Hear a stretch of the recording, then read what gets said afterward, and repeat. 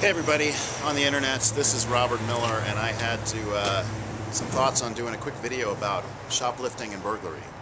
And your first thought might be, well, what does shoplifting and burglary have to do with each other, right? I mean, shoplifting is what you think of when people are going through a store and they see something that's tempting to them and they put it in their coat and they walk out, whereas burglary is dressing up in all black, going into somebody's home, and then trying to make away with all of their furniture, possessions, belongings, TV, computer, whatever you have.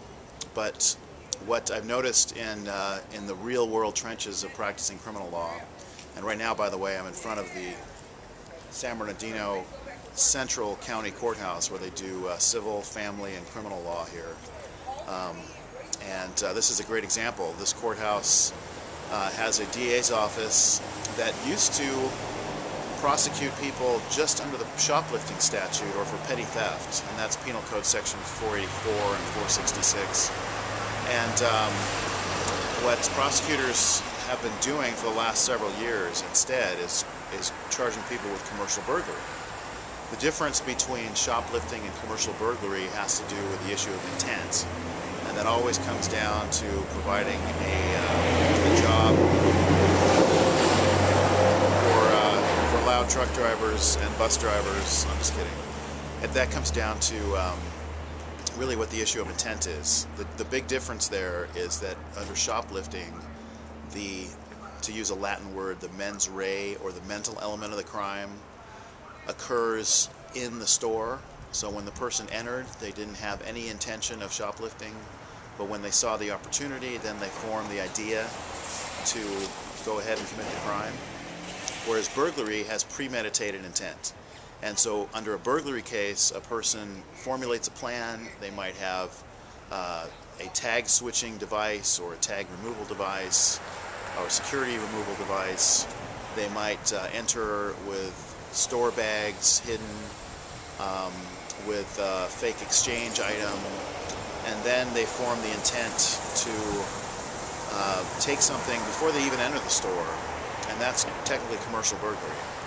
Commercial burglary, which is found in Penal Code Section 459, is, and something I recently wrote an article on, is the willful breaking and entering of a commercial structure, and that can be a warehouse, it can be a store, it can be a storefront, it can be anything that's not a home residence or a person's home, with the intent to commit a crime therein. It doesn't even have to be a theft crime, but if it is a theft crime, then from there the prosecutor in the statute allows for it to be charged as a felony if the amount that was intended to have been stolen, not even the amount taken out of the store, but the amount that was intended to have been stolen is over $400, and it's a misdemeanor if the amount is under $400.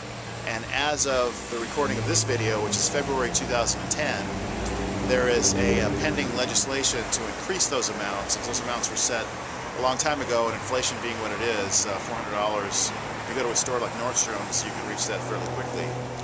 But if it's under $400, or even with some felonies, there are some courts that are experimenting right now with a diversion program. And diversion is more legalese, but it's a program they use in drug court to have a person go to a class, pay a small fine, and then get a dismissal. And that's usually done with shoplifting or in some burglary cases, and I think that's going to be the trend going forward. The problem with burglary is that it's a crime of moral turpitude, which means that if you're convicted of any theft crime, employers are very, very reticent to go ahead and hire you. The state licenses are going to be more difficult to get, although not impossible, but a lot more difficult.